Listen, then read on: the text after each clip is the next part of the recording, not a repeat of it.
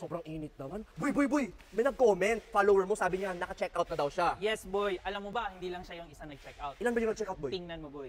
Hala! Grabe, ang dami naman nito, boy! Teka, ano ba yung check out niya, boy? Sobrang dami namang orders niyan. Alam mo, di ba, sobrang init. Oo. Ito lang naman yung UV sunscreen ng Suki. Oh! Alam mo, boy, ano yung pinaka-grabe nito? Ano yun, boy? Sabihan mo ako. Only 200 plus lang. Hala, grabe, ang mura naman yan, Oo boy. naman. Teka, effective ba yan? Oo, gusto mo i-try ko? Sige nga, i-try mo, boy. Ipatunay mo sa akin. Sige. Oo, kaya Pakita mo sa akin, boy. Oo. Tingnan mo, boy. Wala, may tattoo ka pala, boy, no? Sobrang effective nito, boy, lalo na sa may mga tattoo. Alam mo, sweat-proof and waterproof pa to. Hala, sige nga, tingnan nga natin. Madagdagan natin. Wala, o nga, no? Parang hindi siya nag-ano sa tattoo mo, no? Oo.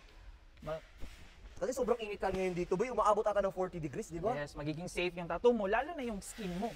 Kaya pala parang nangingitim ako, boy, kasi ako gumagamit niyan. Buy one, take one pa to, boy. Buy one, take one, na? Yes, boy. Teka, boy, bibili ako, boy. Asa nga ulit? Nasa yellow basket. Nasa yellow basket lang. O, Bilisan sige, mo, boy. boy, kasi paubos na.